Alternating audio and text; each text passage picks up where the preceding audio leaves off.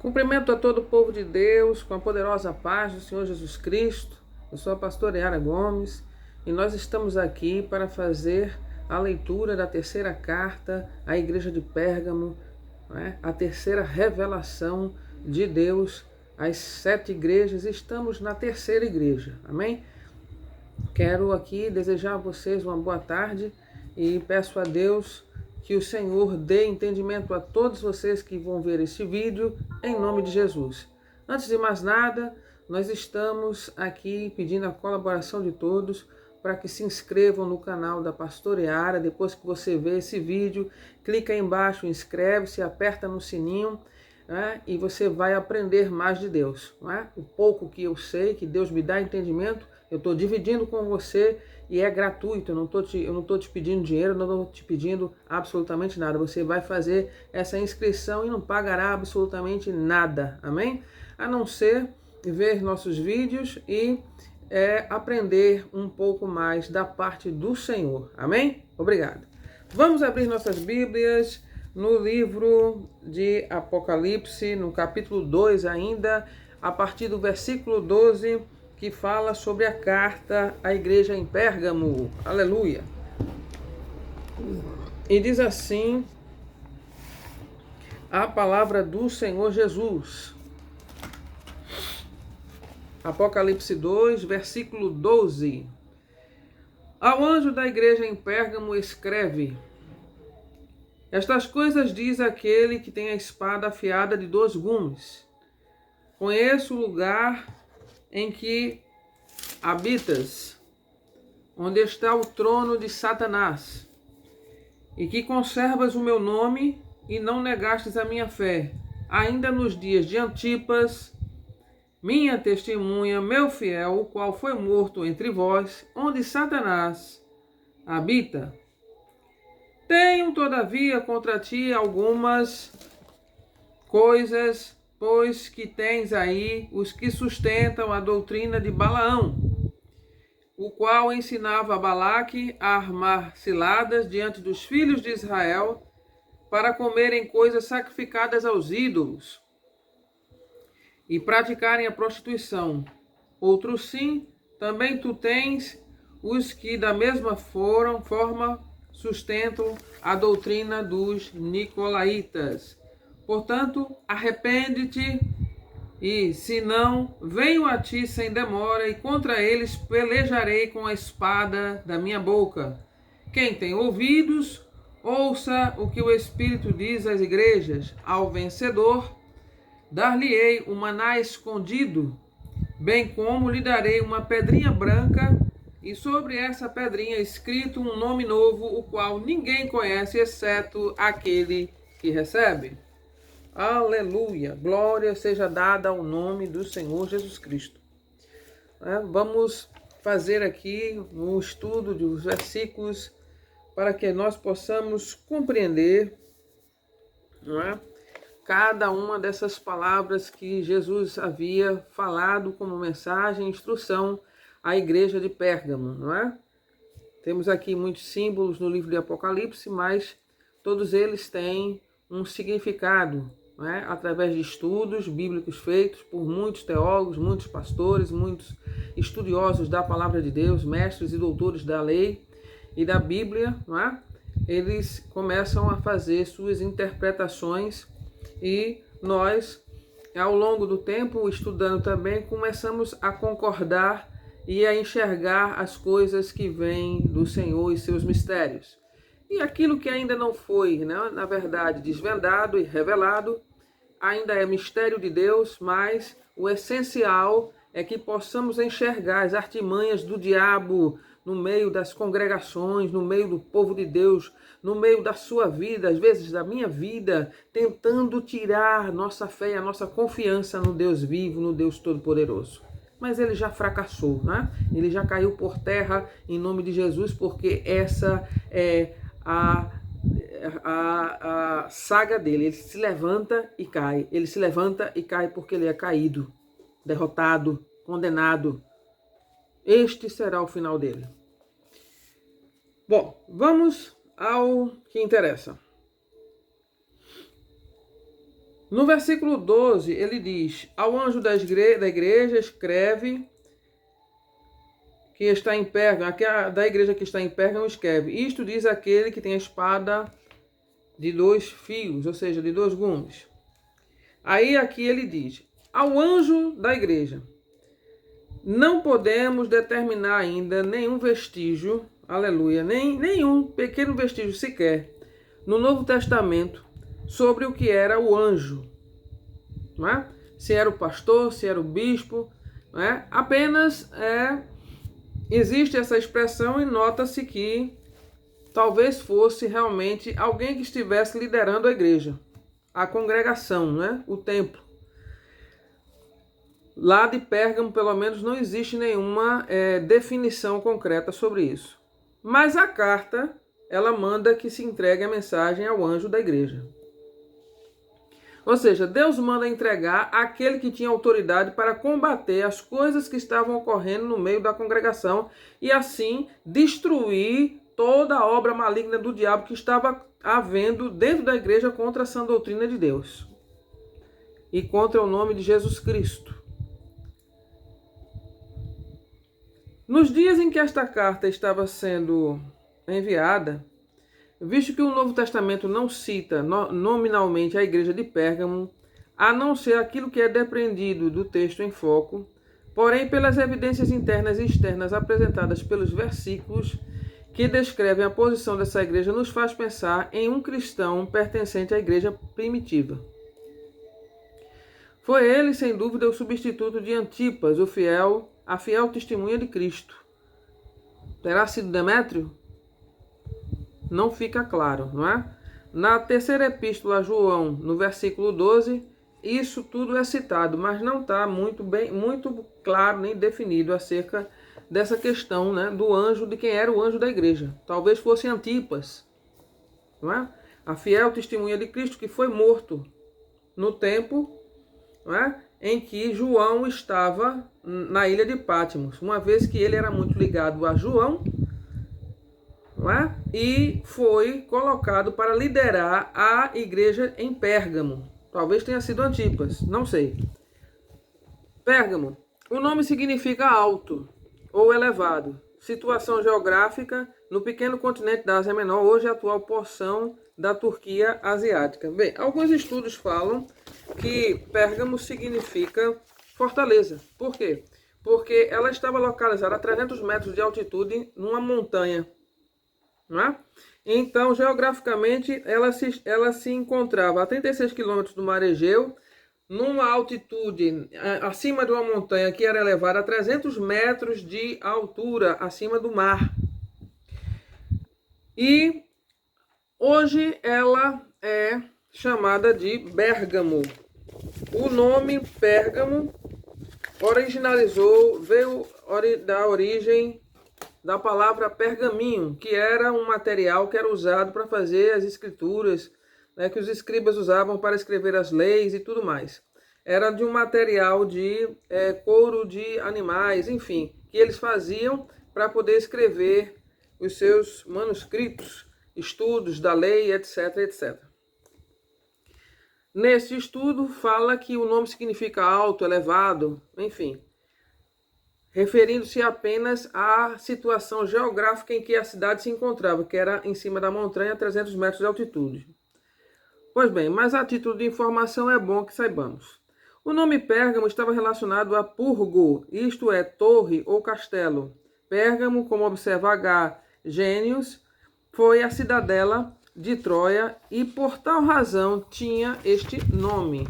Bom, nesse estudo aqui, segundo este cidadão aqui, o Gênios, né, ele vê dessa maneira. Aqui, né,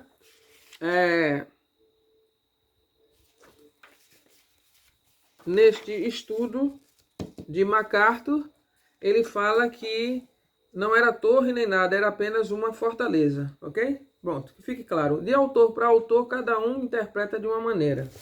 Mas nós já estamos sabendo exatamente, tendo alguma descrição do que era a cidade de Pérgamo. Era uma cidade de altura elevada e que se posicionava de tal forma vantajosamente geográfica num lugar tão alto que poderia ser uma fortaleza, né, onde habitavam pessoas e que se encontravam seguras diante dessa posição geográfica, não é? Então era considerado um lugar alto, um lugar forte, uma fortaleza. Vamos lá. Vamos lá. Geograficamente ocupava importante posição próxima do extremo marítimo do Largo Verde do Rio Caico. Para os intérpretes históricos, a palavra Pérgamo leva a outro sentido, isto é, ao invés de torre ou castelo, traduzem a palavra por casada. Né? Aí eu vou explicar para vocês por quê. Historicamente, nos fins do primeiro, segundo e terceiro séculos, especialmente mediante o gnosticismo libertino e profeticamente na época de Constantino, que era o imperador romano à época onde tudo isso aconteceu, houve uma espécie de casamento entre a igreja e o Estado. Eu fiz um vídeo para vocês, né, está lá no Facebook, sobre a questão do Estado, a questão da igreja quando se alia ao Estado. Por quê? Porque a igreja tornou-se religiosa. E aí comentei alguns aspectos e atitudes que o Papa adota diante da palavra de Deus, como, por exemplo, suprime o quarto mandamento, que é guardar e santificar o sábado, e aí ele passa a reproduzir a vontade de Constantino, esse imperador romano, não é? Isso foi o Papa Paulo II, que instituiu o domingo como dia do Senhor. Enfim, ele suprime o quarto mandamento. Esse Papa Francisco, né, eu também citei um programa que é Canção Nova Notícias. E isso foi há 3 anos atrás, e aí os repórteres, eu também cito o nome dos repórteres, agora não me recordo muito bem, que eles falam sobre um evento, um grande evento que o Papa participou, um evento cristão da Igreja Católica, e muitos jovens e muitas pessoas estavam, padres e muitas igrejas, muitas congregações da Igreja Católica presente, e o Papa falando acerca do quarto mandamento. E quando ele cita o quarto mandamento, ele fala honrar pai e mãe. E na verdade, na Bíblia, honrar pai e mãe é o quinto mandamento. Ou seja, ele passa por cima, né, do mandamento de Deus, não considera que honrar o sábado é o quarto mandamento e coloca o quinto mandamento como quarto mandamento. Ou seja, está ensinando errado aos cristãos da Igreja Católica. Né? Vamos lá. Isso por quê? Porque a Igreja casou-se com o Estado. Né? Ela tornou-se um objeto de poder nas mãos do governo de Satanás, de um governo terreno, de um governo que é anticristão, na verdade. Então a Igreja Católica, como tornou-se religiosa, não enxerga mais como uma igreja espiritual as coisas que deveriam enxergar, e aí se deixam dominar pelos seus desejos e interesses de poder, de fama e fortuna, aleluia, que eram as principais tentações que Jesus Cristo passou no deserto, onde Satanás coloca o mundo aos seus pés, dar-te-ei isso, farei aquilo, se me adorares, entende? Então, esse tipo de prática é a prática da igreja carnal hoje, que se casa com o Estado para obter posição, prestígio político e poder terreno sobre a vida das pessoas, levando uma grande massa de pessoas a pecar e aí contra a palavra de Deus, e assim Satanás consegue legalizar a sua rebeldia, a sua desobediência, impondo às pessoas essa mesma desobediência, seja consciente ou inconsciente, porque a grande maioria das pessoas não leem as Escrituras. Então, essa estratégia é magnífica para o diabo levar muitos ao inferno. Essa é a realidade, gente. Mas vamos lá. Deus Todo-Poderoso. Sua suposta significação de casada, segundo se diz, deriva-se disso. Né? A igreja de Pérgamo também casou-se com o Estado. A gente vai informar a vocês por quê. A espada aguda, para um ambiente carregado e adverso de Pérgamo, este é o traço do autorretrato de Cristo. Aquele que tem a espada aguda de 2 fios. No original, o vocábulo espada, neste versículo, refere-se a um tipo especial, pesada e longa, usada pelos romanos, porque não queriam apenas ferir, queriam matar. Esta espada do versículo em foco é a mesma que vimos no versículo 16 do primeiro capítulo deste livro. A diferença é que aqui o artigo definido a, determinado a espada, reforça a passagem. Espada, na simbologia profética das Escrituras Sagradas, representa castigo ou guerra. Ela distingue vencidos de vencedores. Ou seja, Deus, ele vai mostrar o seu poder e vai mostrar para os ímpios, para todos aqueles que estão seguindo a desobediência de Satanás, quem é cristão e quem não é cristão. O cristão, ele tem a marca da vitória na sua vida, porque somos mais que vencedores em Cristo Jesus, porque estamos em Cristo. Não tem jeito. Somos vencedores. Aleluia. Veja só, no versículo 13, glória seja dada ao nome do Senhor, não é? No versículo 13, ele diz: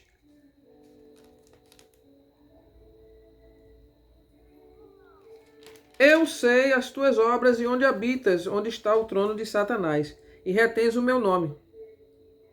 E não negastes a minha fé, ainda nos dias de Antipas, minha fiel testemunha, o qual foi morto entre vós, onde Satanás habita.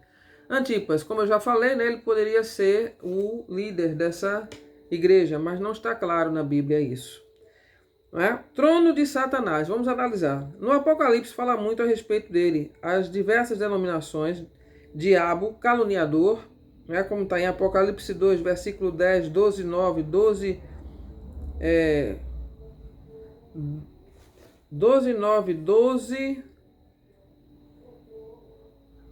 12, 20 e 2, 10. Satanás, adversário, Apocalipse 2, 9, 13, capítulo 24, capítulo 3, versículo 9, capítulo 20, versículos 2 e 7.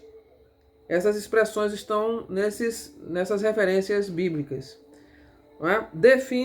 Definem-no em sua funcionalidade negativa como antiga serpente.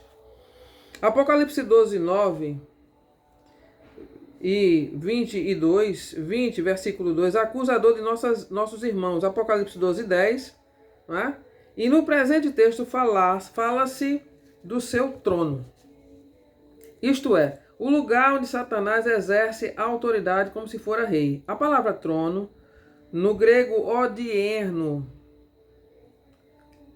é tronos, né? Tronos com T-H-R-O-N-O-S. É usada no Novo Testamento com o sentido de trono real. Por isso está se falando aqui de trono de Satanás no sentido de que haja alguma autoridade, né, maligna neste trono, exercendo esta autoridade em prejuízo do povo cristão e da igreja de Deus. Não é?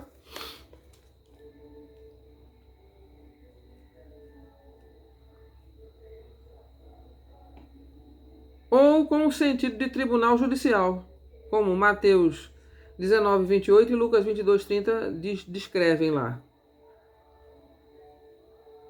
Também há alusão aos tronos de elevados poderes angelicais aos governantes humanos. A possível referência atribuída ao trono de Satanás nesta passagem pode ser, conforme alguns comentaristas, de a colina, né, que havia por trás da cidade, com 300 metros, de altura, na qual havia muitos templos e altares dedicados com exclusividade à idolatria. Essa colina podia ser o monte ou o trono de Satanás, em contraste com o monte de Deus. Não é? Ou seja, a cidade ela estava exatamente localizada nesta colina, onde existia esse parque de adoração a deuses estranhos, a idolatria. Não é? Era uma verdadeira cidade onde se vivenciava o culto ao paganismo. Ok? É isso que quer dizer aqui.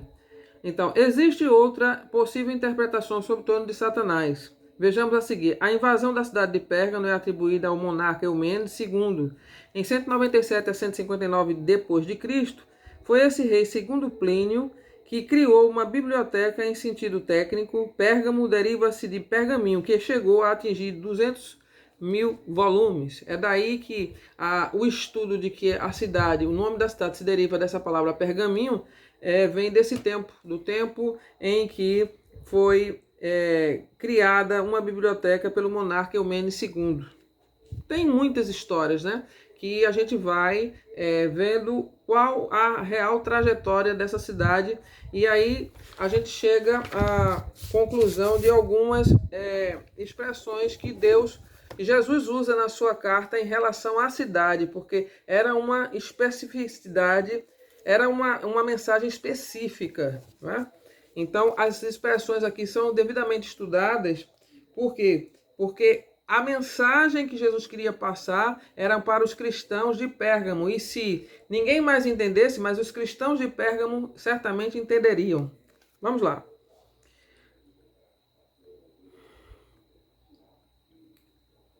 E quem libertou Pérgamo dos invasores bárbaros? Quem foi? Foi justamente esse cidadão aqui, o Eumênides II. Para comemorar, ergueu em honra a Zeus o altar monumental com 34 por 37 metros, cujas fundações em ruínas ainda podem ser vistas hoje. Esse altar pode ser o trono de Satanás no presente versículo. Né? O Eumênides, ele também era adepto ao culto pagão. Né? Então ele entrou em Pérgamo, né, para tirá-los das mãos dos bárbaros, instituiu uma biblioteca, né? Ele libertou Pérgamo dos invasores, mas criou um parque de adoração aos deuses que ele glorificou, aleluia, para poder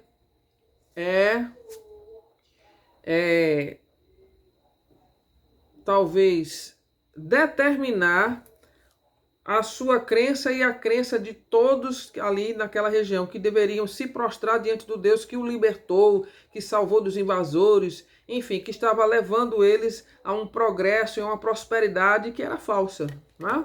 Aleluia! Louvado seja Deus! Cujas fundações e ruínas, visto até hoje, saltar pode ser o trono de Satanás, no presente versículo. 2. Ainda nos dias de Antipas, nada se sabe de certo acerca desse personagem, exceto aquilo que poderia ser depreendido do texto em foco. As escrituras não entram em detalhes sobre a biografia desta testemunha do Senhor na cidade de Pérgamo. A palavra grega testemunha, no dizer de Geled, é mártis, que mais tarde ficou como conotação de mártir. Talvez, neste contexto, já tenha este significado. Em 17.6, a mesma palavra é traduzida às vezes os mártires de Jesus. Aqui não diz mas tudo bem, vamos lá. O testemunho mais eficiente do cristão é ser fiel ao seu Senhor, até a morte e ao martírio. Antipas foi uma delas, né? Por isso morreu. Aí ele vai aqui descrever como Antipas morreu, porque não negou o nome do Senhor, não quis deixar de ser fiel a ele, para seguir esses deuses do paganismo. Testemunho eficiente, ser fiel ao seu Senhor. Antipas foi uma delas. Para aqueles que interpretam o livro de Apocalipse do ponto de vista histórico, acham que o antropônimo Antipas, no grego odierno Antipas, tratava-se da forma contraída de Antipater, que poderia ser traduzida da forma antipapa. Assim, o seu nome pode ter sido profético e significa aquele que se opõe ao Papa. Esta linha de pensamento aceita que as letras que formam a palavra Antipas tenham esse sentido. Para nós, este ponto de vista não combina com a tese e argumento principal. A razão por que Antipas foi morto antes do ano 96 depois de Cristo, e o sistema papal só veio a existir séculos depois. Aceitamos, então assim, se foi séculos depois da morte de Antipas, ele não tinha por que ser opositor de algo que ainda não existia. Então essa tese está furada. E o sistema papal sobre esse aceitamos ter sido Antipas um homem de origem iduméria, né? Que era a antiga cidade de Edom, aquela cidade, aquela nação que foi oriunda de Esaú, irmão de Jacó, ou Edom. Este servo de Deus, uma vez convertido ao cristianismo em Jerusalém, sentindo a chamada de Deus, e em razão de ser conhecido pessoalmente do apóstolo João, foi servir como bispo na cidade de Pérgamo. Existiam naquela igreja, então aqui já define ele como o bispo da igreja. Realmente ele estava à frente da igreja no tempo de João, lá na ilha de Patmos. Existiam naquela igreja, segundo o texto divino, duas falsas doutrinas, que era o que Jesus estava preocupado e assim mandou a mensagem para Pérgamo. A primeira doutrina falsa, a doutrina de Balaão. B, a dos nicolaítas. Aí presta bem atenção. Antipas, como sendo uma testemunha, ousou desafiar sozinho e selar seu testemunho com seu próprio sangue, opondo-se a este sistema nocivo. Simeão Metafrastes diz que Antipas, o bispo de Pérgamo, foi colocado dentro de um boi feito de bronze e a seguir foi aquecido ao rubro. Seu corpo foi literalmente cozido na chama abrasadora. Veja o que é a fúria do inimigo, né, contra aqueles que são fiéis a Jesus e não se dobram diante das pressões, diante das lutas, para desistir do seu caminho, ou desistir da sua fé, ou desistir de buscar ao Senhor. Não desista de buscar ao Senhor.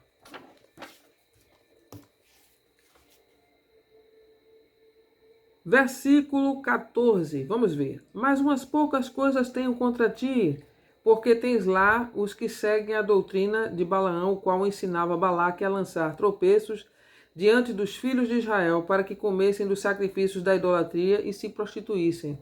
Essa é a doutrina de Balaão. Era um falso profeta que foi comprado por Balaque, rei de Moabe, para lançar maldições contra o povo de Israel. Aquele que a burra fala com ele e tudo mais, não é? Então, aleluia, louvado seja Deus. Quem pode amaldiçoar aquele que Deus resolve abençoar? Não adianta. Todo mal se volta contra si mesmo. Vê o fim de Balaão, qual foi? Morte. A doutrina de Balaão, vamos verificar essa doutrina agora. Na epístola de Judas, no versículo 11, há referência a 3 homens caídos no Antigo Testamento: Caim, Balaão e Coré. Em Gênesis 4, do 1 ao 24, Números, capítulos 16, 22, 23 e 24, nos dias neotestamentários, seus nomes foram tomados como figuras expressivas dos falsos ensinadores, que, segundo se diz, entrariam no seio da igreja cristã. No texto em foco, é-nos apresentada a doutrina de Balaão. As características dos seguidores dessa doutrina são: A. Olho mau, cheio de malícia. B. Espírito orgulhoso, são egoístas. C. Alma sensual, praticam a imoralidade, são imorais. Em Apocalipse 2,14, encontramos a expressão doutrina de Balaão. Por conseguinte, existe o caminho de Balaão, o erro de Balaão, o prêmio de Balaão. Judas, no versículo 11, diz: a doutrina de Balaão, que também se transformou no seu erro, era que, raciocinando segundo a moralidade natural e assim, vendo o erro em Israel, ele supôs que Deus, justo, teria de amaldiçoá-lo. Era cego para com a moralidade da cruz de Cristo, mediante a qual Deus mantém e reforça a autoridade, de tal modo que vem ser justo e o justificador do pecado que olha para Cristo. não é? Então, a doutrina dele não reconhece a autoridade, nem o sacrifício de Cristo, nem a moral, nem a ética que está lá na cruz, não, porque Jesus Cristo foi inocente, santo, santo, santo, morreu sem culpa alguma, nem moral, nem ética, nem comportamental e muito menos espiritual, não é? Porque ele não cometeu pecado. No tocante ao caminho de Balaão, diz Scofield, Balaão, em Números, capítulos 22 a 24, foi o típico e profeta de aluguel. Ansioso apenas por mercadejar com o dom de Deus. Mas tem tanto Balaão por aí hoje em dia, viu? Deixa eu fazer um grifo aqui, porque é bem interessante esse estudo, sabe? Olha, o profeta de aluguel. Ai. Balaão, né? Foi típico profeta de aluguel, ansioso apenas por mercadejar o dom de Deus. Ele ganhou muito dinheiro para contar mentiras, para profetizar contra, né, o povo de Deus. Este é o caminho de Balaão. No tocante à doutrina de Balaão, continua doutor Scofield, a doutrina de Balaão era o seu ensino a Balaque, o rei de Moabe. Aqui, ó, rei dos Moabitas, a corrompeu o povo israelita, o qual não podia ser maldito. Não é? O que é que ele fez? Ele fez com que os israelitas casassem com mulheres moabitas. E casando-se com mulheres moabitas, eles certamente iriam comer dos sacrifícios dos ídolos e iriam fazer os cultos de prostituição diante dos altares dos ídolos, Moloque e outros que eles adoravam. Aleluia! Faziam ritos sexuais, ou seja, ritos de prostituição, de imoralidade, e comeriam dos sacrifícios dados a essas entidades. Veja que corrupção espiritual maldita que estava sobre este profeta. Tantos profetas assim, não é? Mas o Senhor está revelando, tirando a capa e a máscara dessa escória do diabo que está no meio do povo de Deus. Aleluia! Louvado seja Deus!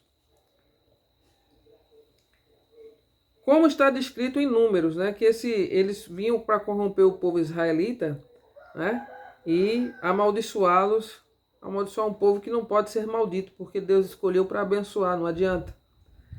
Tentando-os a se casarem com mulheres moabitas, contaminando assim o seu estado de separação e abandonando seu caráter de peregrinos. É tal união entre a igreja e o mundo que se torna em falta de castidade espiritual. Entendeu?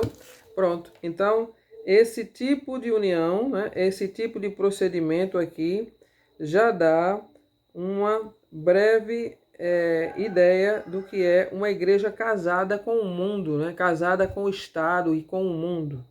Casada com o Estado no sentido de ter poder, prestígio, dinheiro e influenciar a muitos sobre a palavra de Deus de forma distorcida, criando,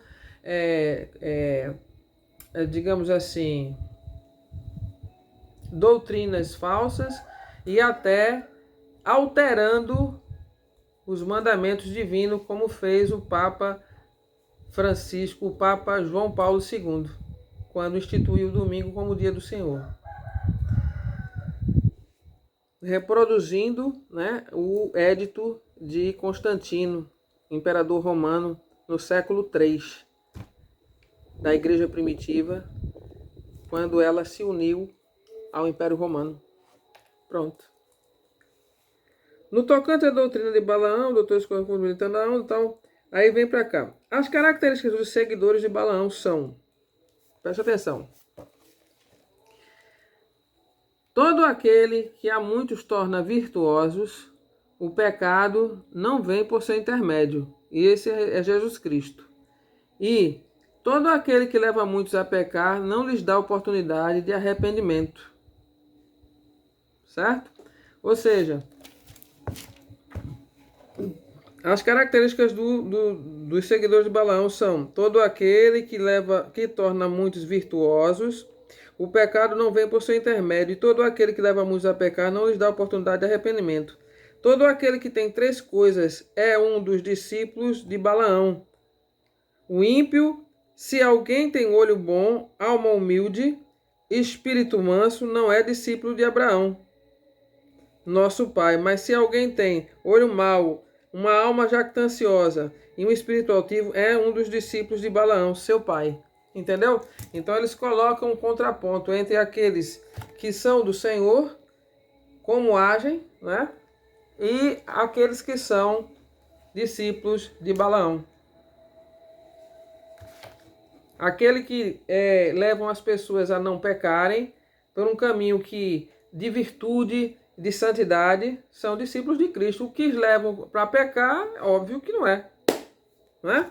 É de Balaão. Então era essa doutrina que estava na igreja. E Satanás usando as pessoas que eram seguidoras de Balaão para pecarem dentro da igreja, levando a confundir aqueles que estavam no caminho de Cristo.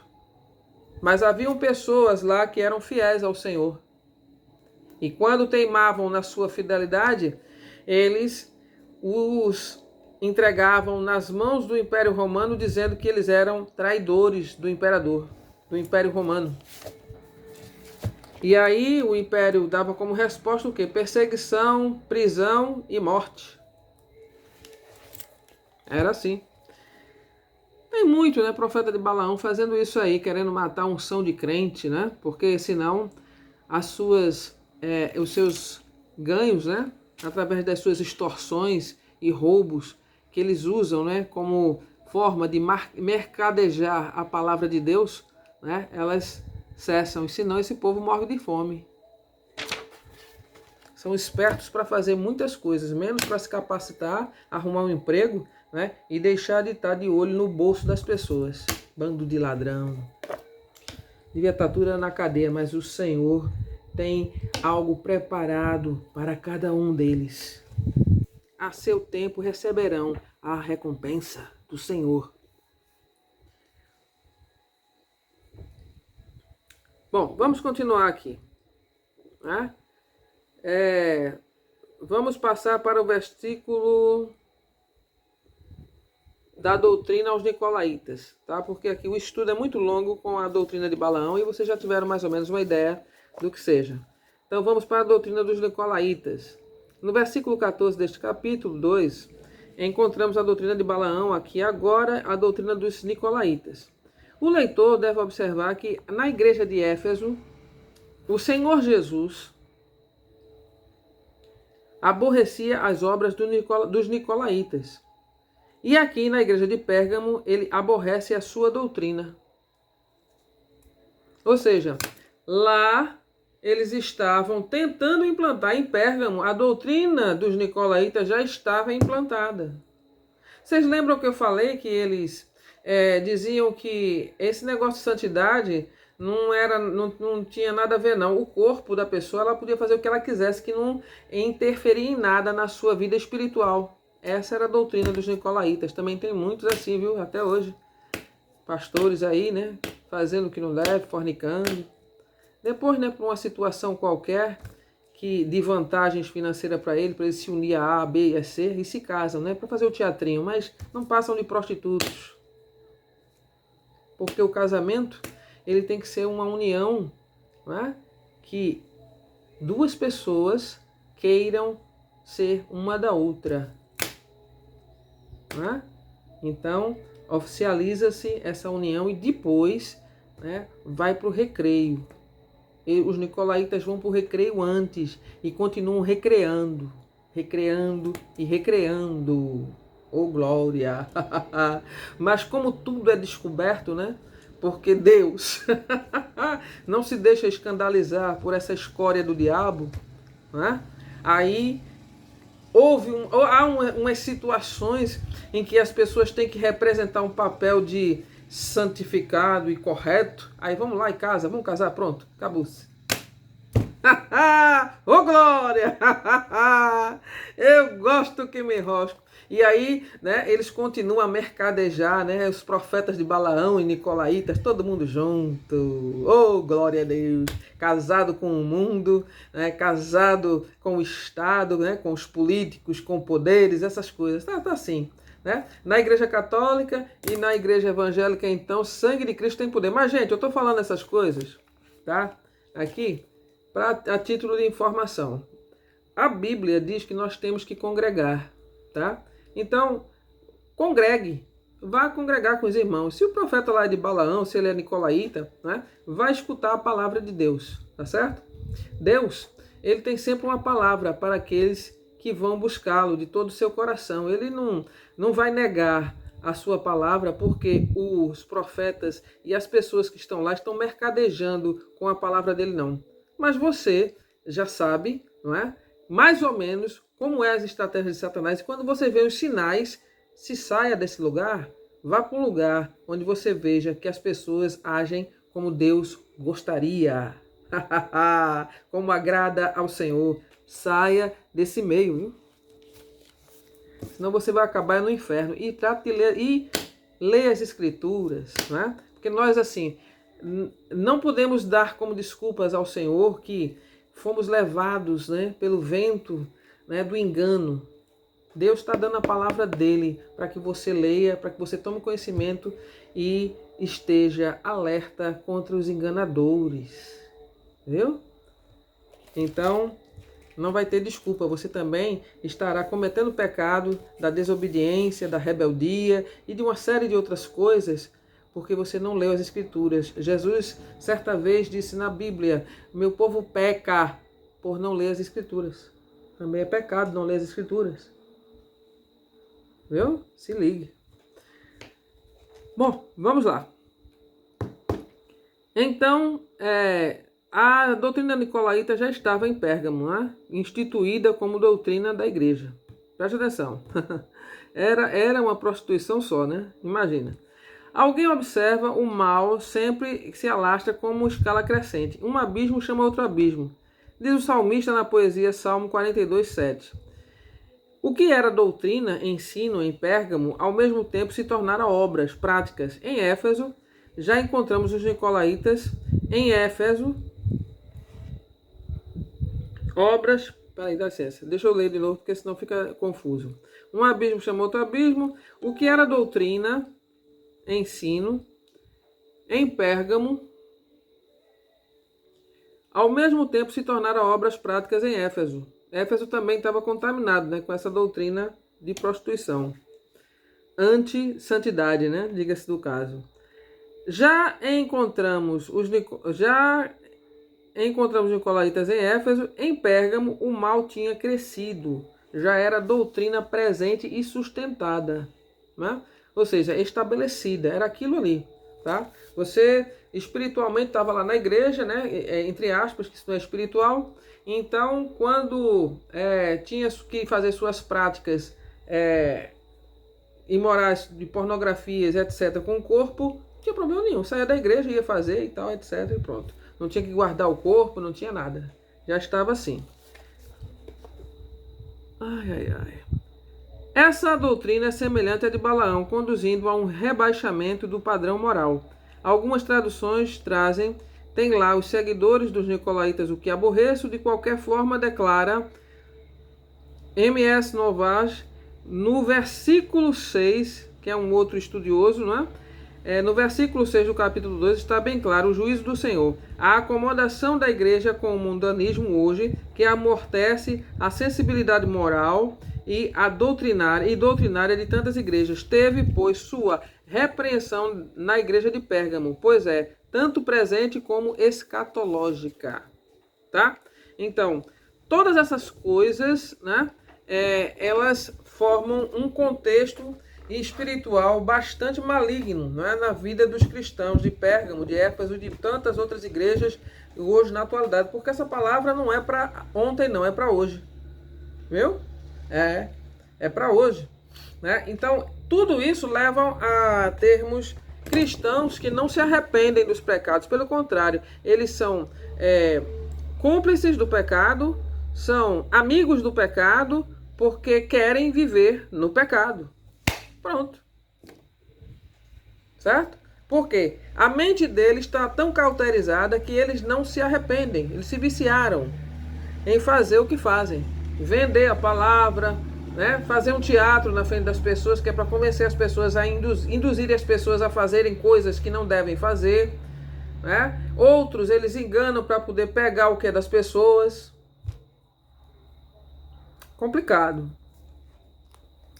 Vamos ao versículo 16. Arrepende-te, pois, quando, não em breve, virei a ti, e contra eles batalharei com a espada da minha boca. Vamos analisar isso aqui. Com a espada da minha boca. No capítulo 19 e 15 deste livro, o famoso guerreiro Jesus trará também uma poderosa espada. Ali é dito por João que ela está afiada. Paulo, o apóstolo, nos dá a interpretação sobre isso, dizendo: a espada é a palavra de Deus. Éfesos 6,17 e 2 Tessalonicenses 2,8 diz: ela é chamada exatamente o assopro da sua boca.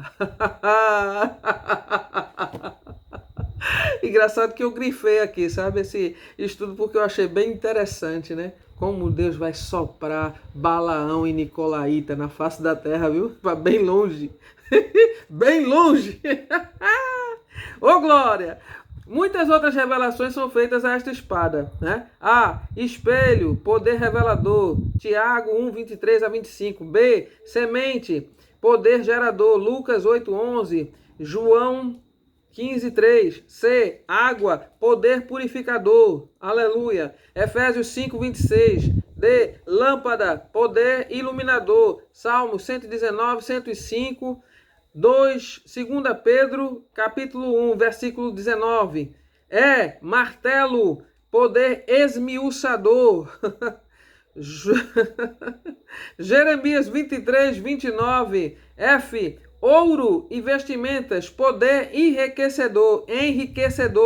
Salmos 19, 10. Apocalipse 3, 17. G, leite, carne, pão e mel, etc. Poder alimentador e nutritivo. Salmo 19, 10.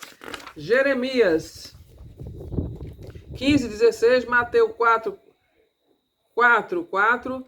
1 Pedro 2, 2. H, espada, poder para a batalha, cortar, dividir, etc. Hebreus 4, 14. Apocalipse 2, 15, 19, 15. 17. Versículo 17 para a gente adiantar aí o final.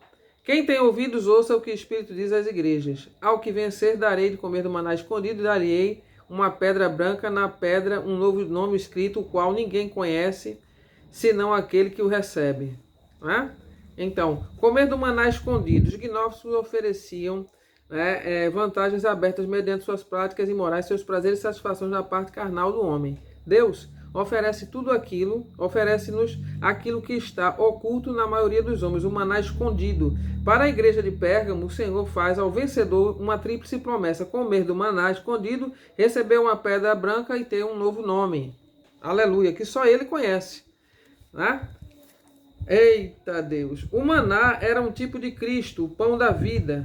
Né? João, capítulo 6, versículo 48, fala que Jesus Cristo é o pão da vida. Né? Então, o pão é um tipo de Cristo, que era o maná que Deus mandou para o povo de Israel no deserto. Eles diziam: vou mandar maná, aí você colhe o maná do dia. Tinha gente que colhia o maná para 1, 2 dias, porque não confiava que no dia seguinte Deus ia mandar maná. Aí aquilo apodrecia. Para aprenderem a obedecer ao Senhor e confiar nele. Tá? Então, o que gera desconfiança do cristão para o Senhor, e eles começam a duvidar, é justamente essas estratégias que Satanás usa, né? A nossa espiritualidade, ela fica frágil, abalada, porque a gente começa a ter necessidades, tá? E a duvidar do poder de Deus, do poder provedor de Deus, né? A ter problemas, lutas, e começa a duvidar do poder de Deus em dar no livramento e nos defender do mal. Né? Então Satanás utiliza-se dessas nossas limitações e fraquezas para lançar suas estratégias de doutrinas falsas e assim nos levar ao caminho da desobediência. Glória seja dada ao nome do Senhor, né? É tudo estratégia de Satanás. Cuidado, você que está aí em congregações com nicolaítas, com Balaão, viu? Preste atenção nas atitudes dessas pessoas. São muito amáveis, né? Quando vê que você tem dinheiro, quando tem alguma coisa, não é? Cuidado com esse povo. Não é? Cuidado. Às vezes a gente está sentado do lado de um irmão pensando que ele é de Deus e não é, filho de Belial. Ou a gente olha para o altar e pensa que os homens lá são santos, na verdade são Balaãos, nicolaítas e toda espécie, né, de gentinha, de escória que Satanás coloca atrás dos púlpitos para comentar e falar sobre a palavra de Deus. Misericórdia. Mas eles terão a recompensa deles, assim como Balaão teve e assim como muitos outros falsos profetas caíram por terra na história bíblica. Deus não se deixa escandalizar, escarnecer. Aleluia. É verdade. E nem é envergonhado, pelo contrário, ele é que envergonha essa escória do diabo que está por aí, roubando, matando e destruindo as pessoas, e a unção cristã e a fé cristã. A recompensa virá. Viu? Não adianta fazer festinha, não adianta fazer ajuntamento de pessoas, não adianta fazer isso, nem aquilo outro não, porque as pessoas estão